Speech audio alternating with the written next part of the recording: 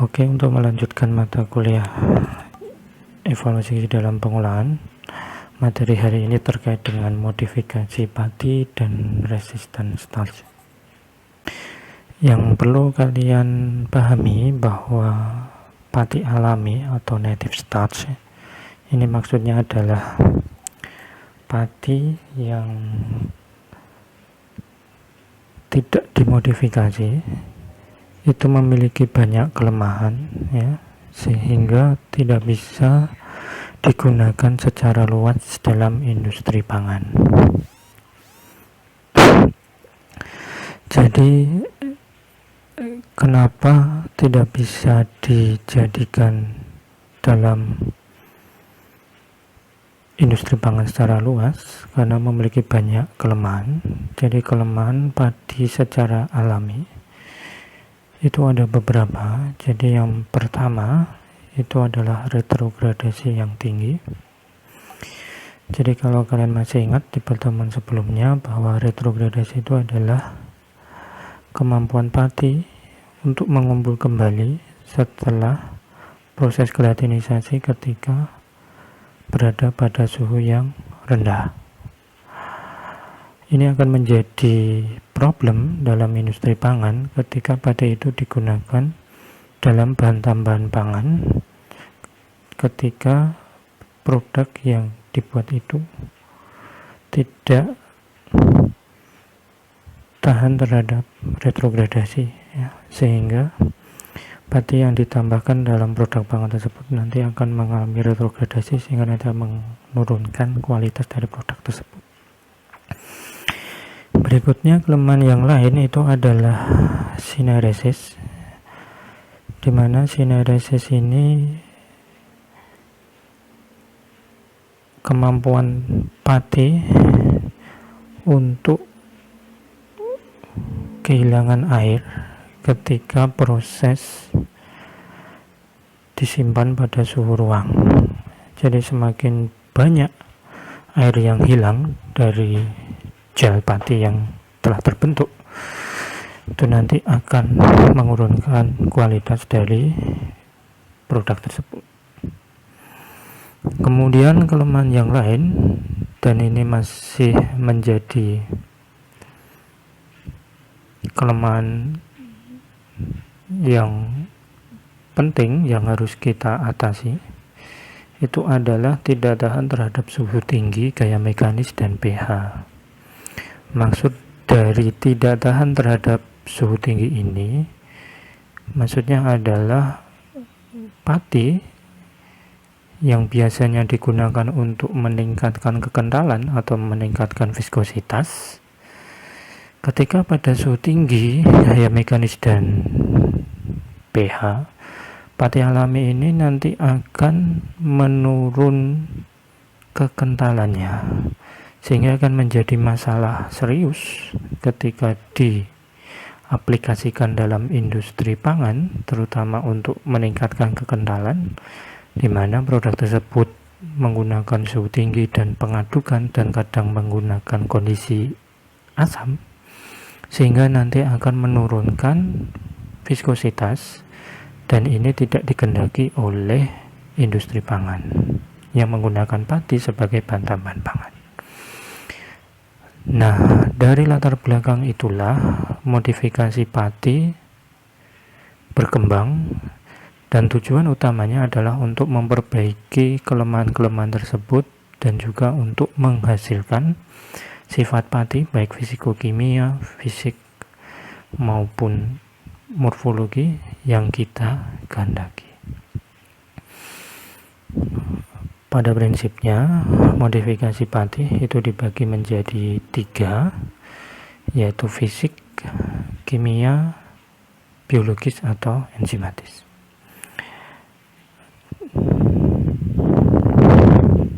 Kita akan lihat satu persatu. Jadi yang pertama itu adalah modifikasi fisik. Dari namanya tentu saja ini tidak membutuhkan enzim dan juga tidak membutuhkan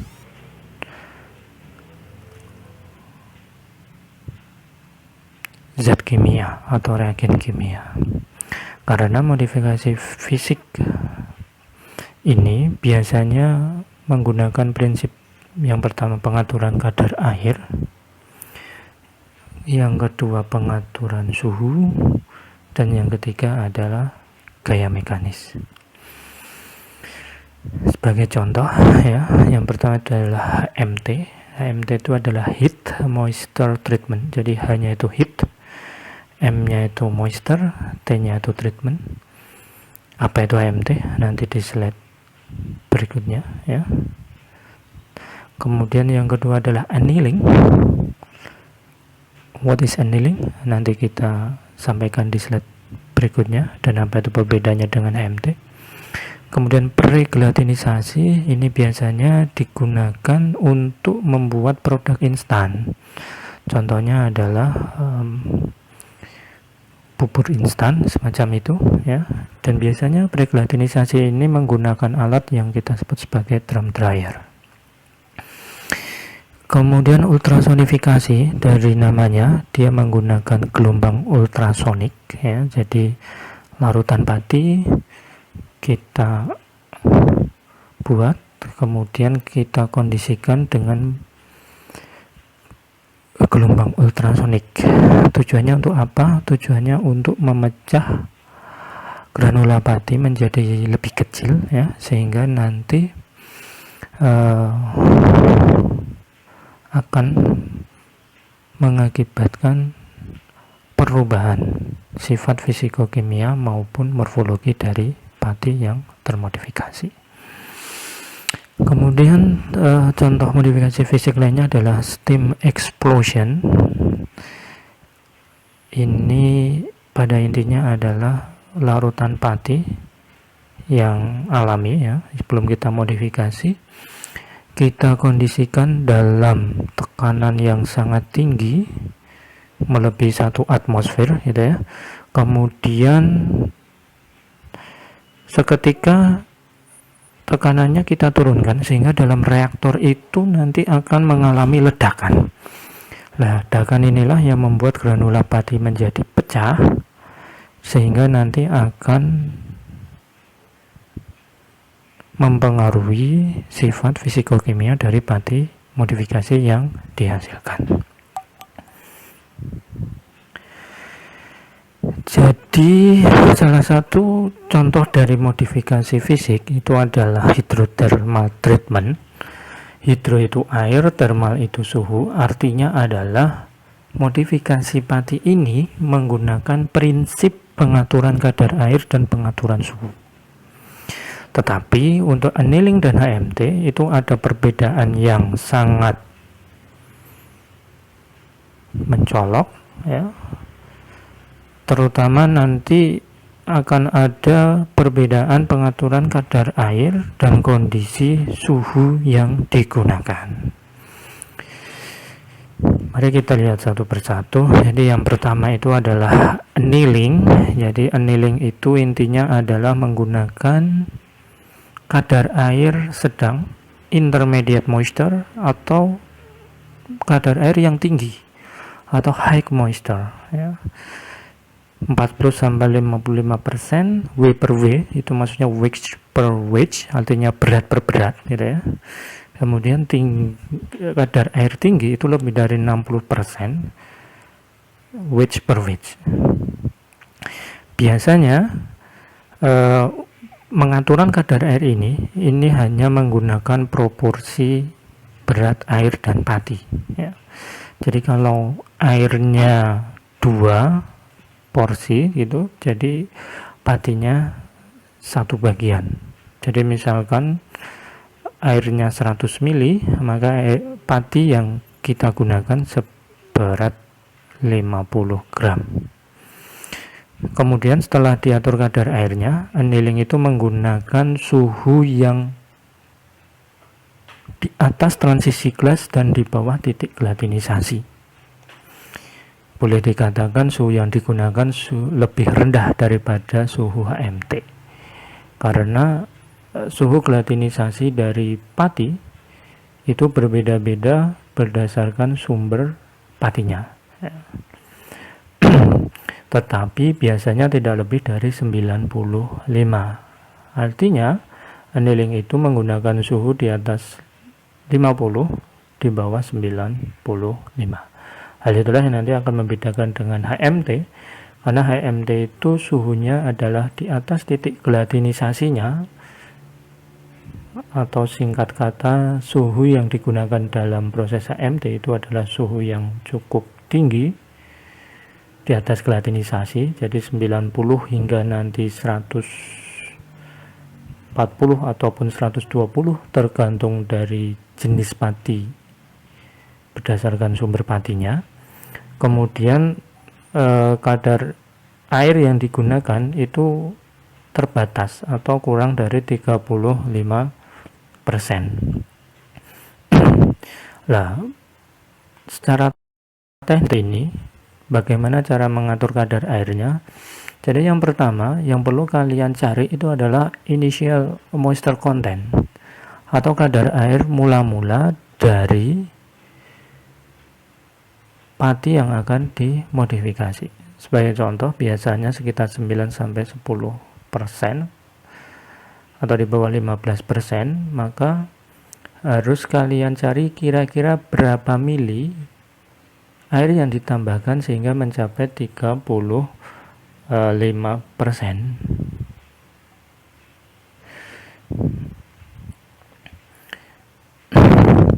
Setelah dicari berapa mili gitu ya, misalkan ketemu 10 atau 15 atau 20 mili, maka teknisnya itu kalian mencari botol spray yang kecil itu, airnya kalian masukkan ke situ, kemudian kalian semprotkan di atas permukaan pati yang akan dimodifikasi. Tujuannya untuk apa? Agar kadar air yang tercapai nanti 35% itu bisa merata di seluruh bagian. Perbedaannya jika kalian hanya menambahkan 35 ml dengan menggunakan pipet ataupun menggunakan gelas ukur langsung dituang, pasti nanti tidak akan bisa rata ya. Setelah itu nanti kita tutup, biasanya HMT menggunakan gelas kaca yang bisa ditutup ataupun petri dish gitu ya. Kemudian kalian tutup, kemudian kalian simpan pada refrigerator suhu 4 derajat Celcius selama 1 hari gitu ya. Agar apa? Agar memberikan waktu kepada pati untuk mencapai kadar air yang sama dengan di antara semua bagian, yaitu sesuai yang kita harapkan untuk proses HMT. Setelah itu nanti kita oven dengan menggunakan oven tadi ya di atas suhu 90 hingga sampai 140 atau 120 tergantung mau yang akan kita capai untuk proses HMT ini. Kemudian modifikasi berikutnya itu adalah modifikasi kimia ya, karena modifikasi kimia ini menggunakan bahan-bahan kimia atau reagen kimia, sehingga prinsip dari modifikasi kimia itu adalah mengganti gugus hidroksil, di mana gugus hidroksil itu ada pada granula pati dengan gugus fungsional lain. Gugus fungsional ini bisa asetil, nanti kita sebut prosesnya asetilasi atau acetylation gitu ya. Kemudian gugus suksinil atau suksinilasi atau succinylation gitu. Kemudian hidroksipropilasi atau hidroksipropil. Modifikasi kimia ini sering kita sebut dengan cross linking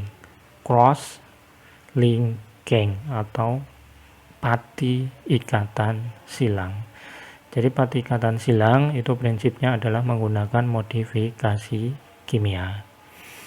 Ketika kita menggunakan modifikasi kimia untuk memodifikasi pati, yang perlu kalian perhatikan adalah pengaturan pH, di mana pengaturan pH ini harus tepat agar proses modifikasi kimianya berjalan dengan cepat dan efisien.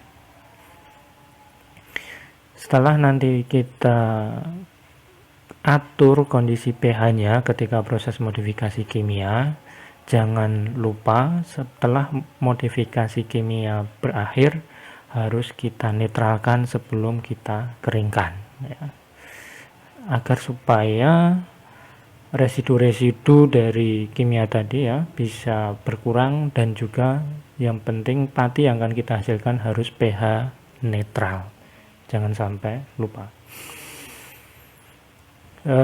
Kemudian yang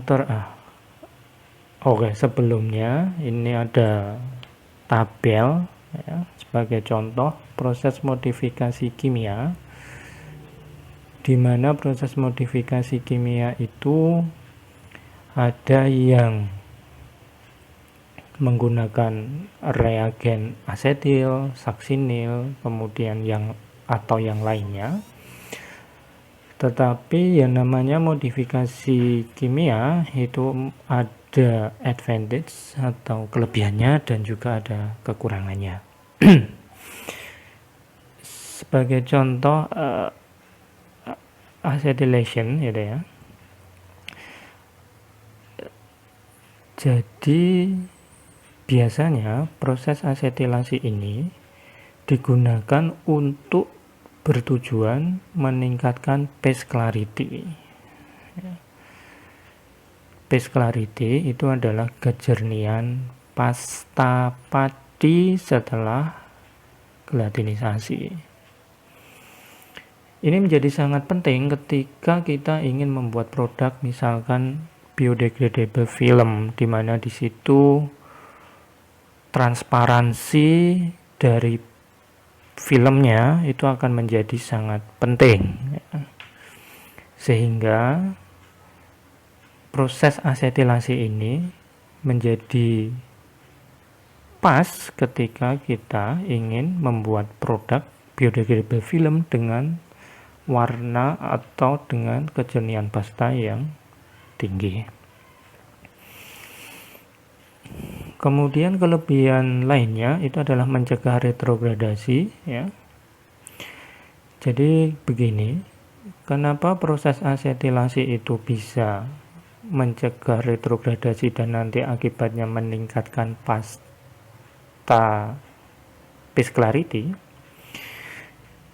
Karena kalian tadi masih ingat yang namanya modifikasi kimia itu adalah mengganti gugus hidroksil dengan gugus fungsional ya, dengan gugus fungsional, di mana gugus fungsional dari asetil ini nanti akan berikatan dengan molekul pati ya.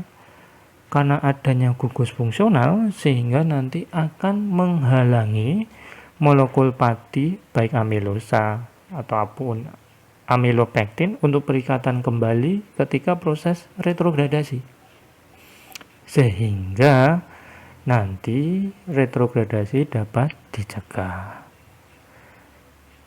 Nah, ketika proses retrogradasi sudah dicegah, maka efeknya nanti adalah phase clarity-nya akan meningkat ya. Jadi ketika proses retrogradasi, biasanya pati alami itu nanti akan buram pastanya atau kejernihan pastanya. Karena apa? Karena ada proses retrogradasi. Karena proses asetilasi tadi menggantikan gugus OH dengan gugus fungsional sebagai contoh asetil, sehingga nanti akan mencegah retrogradasi dan meningkatkan kejernihan pasta pati. Kemudian modifikasi yang terakhir itu adalah biologis atau enzimatik, di mana proses modifikasi ini yang sangat terkenal di pasaran adalah MOCAF ya, atau Modified Cassava Flour. Prinsipnya adalah proses modifikasi padi dengan menggunakan proses fermentasi baik spontan ataupun menggunakan inokulum dan juga menggunakan enzim ya. Sebagai contoh lain selain MOCAF itu adalah pembuatan gula cair dari padi. Yang perlu kalian perhatikan secara teori ya, bahwa pati itu bisa dibuat gula cair ya. Gula cair dengan bantuan apa? Dengan bantuan enzim. Secara garis besar pembuatan gula cair dari pati itu ya larutan pati kalian panaskan, kemudian kalian tambahkan enzim amilase ya. Setelah itu nanti kalian tambahkan enzim glukoamilase. Jadi enzim amilase tadi membentuk dextrin atau dextrosa dari pati ya. Kemudian glukoamilase untuk memotong dextrin menjadi nanti gula yang lebih sederhana lagi ya, sehingga nanti akan mendapatkan gula. Tapi di situ gula cairnya nanti masih keruh, sehingga perlu kalian tambahkan arang aktif ya, supaya nanti lebih jernih. Dan supaya untuk meningkatkan kekentalan, maka harus kalian evaporator ya. Bisa kalian evaporasi dengan mesin evaporator, sehingga nanti mencapai derajat break yang kalian kehendaki, sehingga nanti bisa mendapatkan gula cair. Ini adalah kurva amilografi ya. Kurva amilografi ini tiap sumber pati itu memiliki kurva amilografi yang berbeda-beda. Tetapi pada prinsipnya polanya hampir sama, mirip dengan gambar yang ada di slide. Kurva amilografi ini biasanya untuk mengevaluasi pasting properties atau sifat pasta dari pati.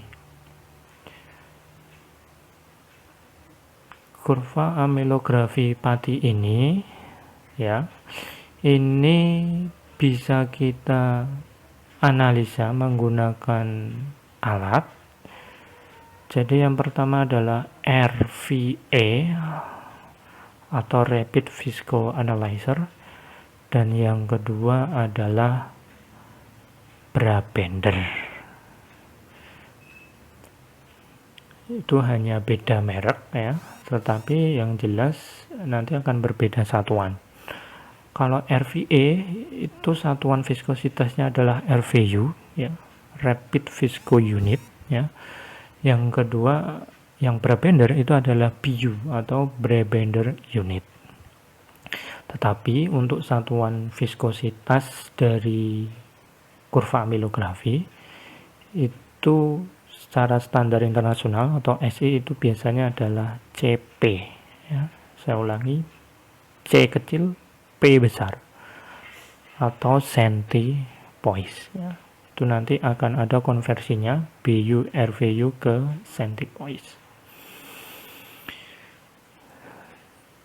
Kemudian saya lanjutkan. Jadi kalian bisa melihat ya, coba perhatikan kurva amilografi yang ada di slide ya.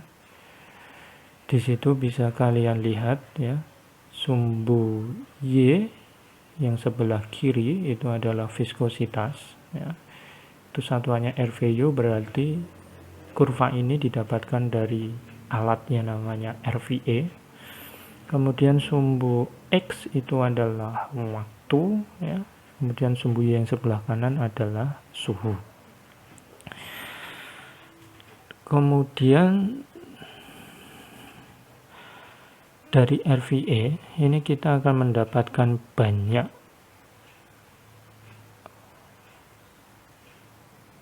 data.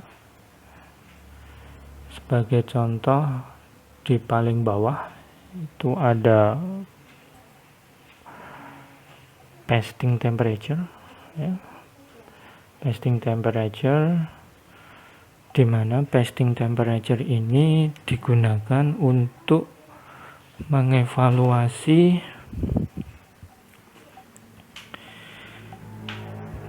di suhu berapakah pati tersebut mengalami glatinisasi ya. Kemudian di atas ya ada peak time, itu digunakan untuk mengevaluasi di waktu berapa atau berapa lama pati tersebut mengalami glatinisasi. Kemudian yang di atas itu ada peak viscosity ya, peak viscosity, di mana peak viscosity itu kita singkat PV ya, PV. Kemudian ada breakdown ya, breakdown itu kita singkat BD ya. Kemudian yang paling bawah itu adalah holding strength atau true viscosity, itu kita singkat TV. Lah, hubungan antara ketiganya seperti apa? Jadi nilai breakdown atau BD itu didapatkan dari PV ya, peak viscosity dikurangi dengan TV atau true viscosity. Di mana nilai breakdown ini digunakan untuk mengevaluasi apakah pati tersebut tahan terhadap panas, gaya mekanis, dan pH. Inilah yang saya sampaikan di awal tadi terkait dengan kelemahan pati alami ya, tidak stabil terhadap panas, waktu panas, suhu, dan pH ya. Kemudian setelah true viscosity ya, itu adalah setback. Kemudian ada final viscosity, di mana setback itu digunakan untuk mengevaluasi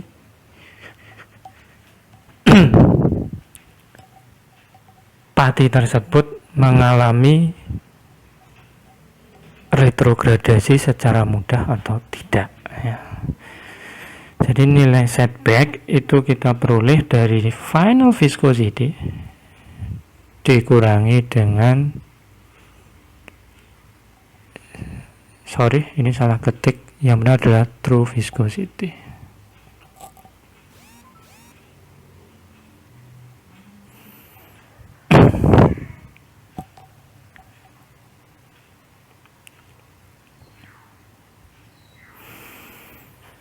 Jadi saya ulangi, ini salah ketik ya. Jadi setback itu sama dengan VV dikurangi TV ya, final viscosity dikurangi true viscosity.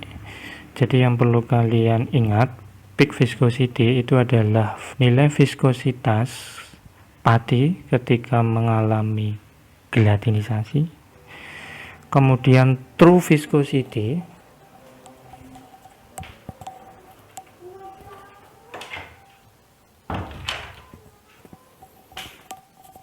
saya ulangi, untuk true viscosity itu adalah nilai viskositas ketika pati mengalami gaya mekanis dan dengan suhu yang tinggi ya, sehingga nilai true viscosity biasanya nanti akan turun dari peak viscosity.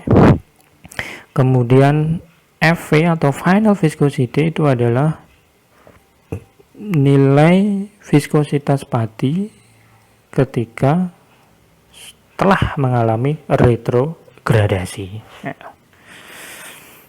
Jadi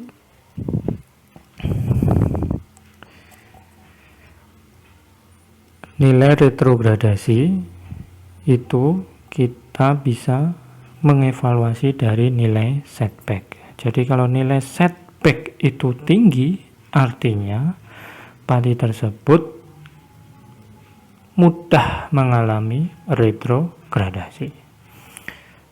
Sedangkan breakdown tadi, semakin rendah nilai breakdown, maka pati tersebut tahan terhadap panas dan suhu.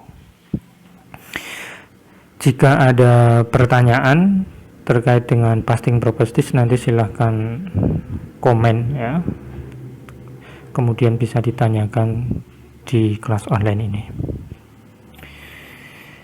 Ini adalah tabel modifikasi fisik, kimia, dan enzimatis. Ada teknik modifikasinya, kemudian tujuannya apa, dan juga aplikasinya apa, bisa dibaca sendiri. Kemudian perkembangan dari modifikasi pati itu berkembang lagi menjadi dual modification atau modifikasi ganda. Intinya adalah modifikasi pati dengan menggunakan lebih dari satu modifikasi, baik fisik, kimia, ataupun biologi. di mana ini digunakan karena single modifikasi itu tidak bisa mengatasi dari kelemahan pati. Jadi perlu dilakukan modifikasi tambahan atau menggunakan kombinasi metode supaya sifat pati alami bisa kita perbaiki, ya. Kemudian meningkatkan sifat fisikal dan fungsional, dan juga mencari karakteristik yang sesuai dengan produk yang akan dihasilkan. Nah, ini kaitannya dengan mata kuliah kita, ya. Ternyata pengaruh modifikasi terhadap nilai gizi itu ada, ya. Sebagai contoh, proses HMT dan annealing kalau kita lakukan secara bersama-sama, gitu ya, itu nanti dapat muaranya itu dapat meningkatkan RS. Ini sesuai dengan penelitian dari Chung et al. 2009. Bagaimana ceritanya kok bisa HMT dan annealing itu bisa meningkatkan RS? Yang pertama adalah dia bisa meningkatkan antar ikatan molekul sehingga nanti struktur lebih kristalin. Kristalin di sini maksudnya adalah strukturnya lebih kokoh, ya, sehingga nanti sulit dicerna oleh siapa? Oleh enzim dalam pencernaan kita, sehingga nanti bisa meningkatkan RS. Kemudian terkait dengan modifikasi kimia, di mana di situ ada pati ikatan silang. Pati ikatan silang tersebut nanti bisa meningkatkan RS. Kenapa bisa meningkatkan RS juga? Kalian masih ingat yang namanya enzim dan substrat itu seperti lock and key. Ketika enzim tersebut tidak bisa mengenali substrat, sebagai contoh pati asetat misalkan, di mana asetat sebagai gugus fungsional melekat pada pati, sehingga enzim tidak bisa mengenali kalau itu merupakan pati, ya, karena sudah punya gugus asetat, sehingga nanti dia akan lolos dalam pencernaan tubuh kita, ya, sehingga nanti bisa meningkatkan RS. Jadi pati berdasarkan kecernaannya dibedakan menjadi 3, ya. Yang pertama adalah RDS, kemudian SDS, dan ketiga RS. Di mana yang RDS itu cepat tercerna, sekitar 20 menit, ya. SDS itu lambat, ya. Kemudian RS itu tidak tercerna atau resisten. Apa itu RS? RS itu banyak sekali definisi, ya. Tapi yang jelas dia merupakan fraksi yang tahan cerna dalam pencernaan manusia. Maka dari itu kita sebut sebagai pati tahan cerna. Kemudian RS ada RS1, RS2, RS3, dan RS4. Yang pertama itu adalah RS1, di mana RS1 itu pati yang secara fisik sulit dicerna. Di sini ada kata kunci secara fisik, ya. Karena apa? Yang pertama terkunci oleh dinding sel, yang kedua karena partikelnya besar, bisa karena proses penggilingan, jadi proses pasca panen yang tidak sempurna, sehingga nanti bisa menghasilkan ukuran partikel yang besar, sehingga nanti sulit untuk didegradasi oleh enzim. Contohnya apa? Cerealia utuh atau digiling secara tidak halus. Yang kedua adalah RS2. Kata kuncinya adalah secara alami pada pati yang tidak tergelatinisasi karena tidak dimasak. Contohnya sumber karbohidrat yang masih mentah. Kemudian RS lain itu adalah RS3 dan RS4, di mana RS3 dan RS4 ini merupakan contoh dari pati modifikasi. Jadi kenapa proses modifikasi tadi perlu kita pelajari? Karena erat kaitannya dengan nilai RS, ya. Di mana RS3 ini sebagai contoh pati terretrogradasi, ya. Jadi sebagai contoh tadi, ya, setelah saya sampaikan apa itu retrogradasi, jadi proses modifikasi fisik, annealing atau HMT, itu salah satunya nanti bisa meningkatkan pati RS. Dan RS yang dimaksud itu adalah RS3. Di mana nanti erat kaitannya dengan kadar amilosa. Jadi makin tinggi kadar amilosa, maka semakin tinggi RS. Kemudian RS yang terakhir itu adalah RS4, di mana RS4 itu merupakan contoh pati modifikasi kimia, bisa secara ikatan silang atau cross-linking atau esterifikasi, ya. Contohnya pati asetat, butirat, dan pati suksinat. Kemudian kenapa RS itu bisa memberikan efek kesehatan, ya? Jadi ketika pati atau RS itu tahan cerna ke dalam tubuh kita, nanti akan menjadi makanan bagi mikrobia, ya. Karena nanti akan terfermentasi sehingga nanti akan menghasilkan yang pertama SCFA, short chain fatty acid, contohnya asetat, propionat, dan butirat. Yang perlu kalian ketahui bahwa dalam tubuh kita atau dalam usus kita itu ada bakteri baik dan ada bakteri jahat, gitu ya. Nah, ketika ada SCFA ini membuat pH menjadi turun sehingga nanti bakteri jahat itu tidak nyaman untuk hidup sehingga nanti akan berkurang, ya. Kemudian ada gas dan juga ada energi, ya. Karena tadi, ya, bakteri patogennya menjadi berkurang, akibatnya energi hasil dari proses fermentasi RS nanti akan digunakan oleh bakteri baik. Otomatis nanti bakteri baik jumlahnya akan lebih banyak daripada bakteri yang jahat, sehingga nanti usus kita itu akan menjadi lebih sehat. Itu mengapa RS berfungsi untuk menjaga kanker atau mengurangi potensi kanker kolon dalam tubuh kita, ya. Jadi RS tadi, kesehatan usus besar, sudah saya sampaikan, ya. Kemudian prebiotik bagi bakteri baik di kolon, kemudian mengontrol glikemik dan respon insulin. Maksudnya apa? Jadi ketika RS itu masuk ke dalam tubuh kita, di mana dia tidak bisa didegradasi oleh enzim, ya, sehingga nanti tidak bisa diubah menjadi glukosa, akhirnya nanti pankreas kita tidak perlu mensekresikan insulin, ya, sehingga nanti respon insulin akan rendah, sehingga nanti bisa mengontrol glikemik atau indeks glikemik kita.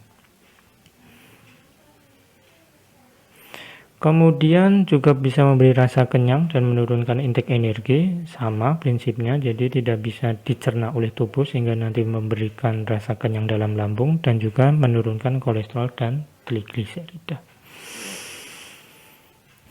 Kemudian bagaimana pengaruh pengolahan terhadap nilai RS? Jadi yang pertama adalah penepungan, ya. Jadi penepungan itu bisa merusak granula pati. Karena rusak nanti bisa meningkatkan kontak dengan enzim, akibatnya nanti bisa menurunkan RS, ya, karena enzim mengenali dia sebagai pati sehingga nanti terdegradasi, ya, menjadi glukosa sehingga nanti menurunkan RS. Kemudian yang kedua adalah perebusan, di mana perebusan nanti dapat meningkatkan nilai cerna, ya, sehingga nanti bisa menurunkan RS.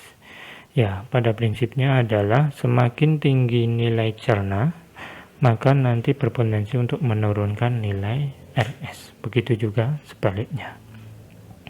Jadi ketika kita ingin memodifikasi pati, itu ada beberapa sifat yang harus kita evaluasi. Yang pertama adalah fisik.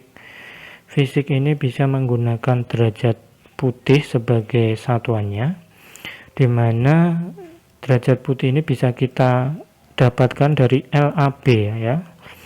Ini adalah nilai L, nilai A, dan nilai B, di mana ini nanti akan kita masukkan rumus dan akan mendapatkan derajat putih. Untuk mengevaluasi sifat derajat putih ini kita bisa menggunakan chromometer ataupun color reader, ya. dimana nanti yang color reader nanti sifatnya lebih fleksibel ya, karena bisa menggunakan tangan ya, semacam kayak kita memegang pH meter itu, tetapi nanti kita tera di pati yang akan kita uji. Kemudian yang kedua itu adalah sifat fisikokimia. Di situ ada swelling power atau kita sering menyebut SP ya. Kemudian solubility itu kelarutan, kemudian WAC itu water absorption capacity. Kemudian phase clarity tadi kejernihan pasta, sifat pasta tadi pasting properties. Dan kemudian nanti DS itu adalah degree of substitution. Ini biasanya digunakan untuk modifikasi pati dengan menggunakan kimia, karena derajat substitusi ini digunakan untuk mengevaluasi apakah modifikasi pati kita sukses atau tidak ya. Jadi berapa derajat substitusi gugus hidroksil yang bisa digantikan oleh gugus fungsional pada modifikasi kimia kita. Kemudian FTIR ini singkatan dari Fourier ya, Fourier Transform Infrared Spectrophotometer. Artinya adalah dari alat ini nanti kita bisa mengevaluasi apakah benar gugus hidroksil tadi sudah diganti oleh gugus fungsional. Jadi ini digunakan untuk memvalidasi atau mensupport data dari degree of substitution. Kemudian XRD ya, XRD ini digunakan untuk mengetahui sifat kristalinitas pati ya. Jadi kalau tadi kita singgung kristalin, jadi untuk mengevaluasinya menggunakan XRD, X-ray diffractometer ya, dimana nanti biasanya pati itu ada 3 tipe pola kristalinitas ya. Yang pertama tipe A, kemudian tipe B, dan tipe C, dimana tipe C itu merupakan gabungan dari tipe A dan tipe B ya. Biasanya di situ ada karakteristik tertentu, dimana XRD ini hasilnya nanti berupa diagram, dan diagramnya nanti ada puncak-puncak dan ada lembah-lembahnya gitu ya. Nah, dimana puncak-puncaknya itu nanti digunakan untuk mengevaluasi apakah nanti masuk pola tipe A, tipe B, ataupun tipe C. Kemudian DSC itu adalah differential scanning calorimeter, dimana dia digunakan untuk menguji sifat thermal pati ya, sifat thermal pati. Di situ nanti kita bisa mendapatkan suhu gelatinisasi secara detail ya. Kemudian pas clarity tadi ya, itu menggunakan alat namanya spektrofotometer, di mana nanti kita peroleh nilai persen transmitansinya. Yang perlu kalian ingat, semakin tinggi persen transmitansinya maka semakin jernih pasta yang dihasilkan. Kemudian swelling power dan solubility dan water absorption capacity. Jadi swelling power itu kekuatan pembekakan pati ketika proses gelatinisasi ya. Kemudian solubility itu adalah kelarutan, di mana nilai swelling power dan solubility biasanya berbanding lurus. Semakin tinggi swelling power biasanya juga semakin tinggi solubilitas atau kelarutan.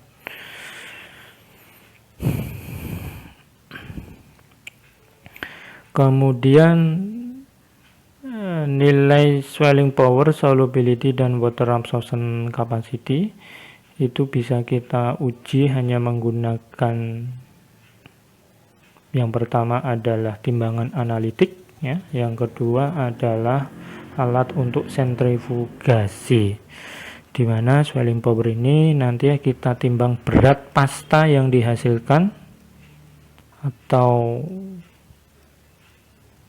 berat gel yang terbentuk ya, karena biasanya kita ambil sekitar 1 gram pati, kita masukkan ke test tube atau tabung untuk uji, kemudian kita tambahkan air 10 ml, kemudian kita gojok atau kita vortex. Setelah di vortex kemudian kita masukkan ke ke water bath dengan suhu sebagai contoh 95 derajat Celcius, di mana itu suhu gladinisasi secara umum pati, sehingga selama 30 menit. Setelah itu nanti kita ambil dan kita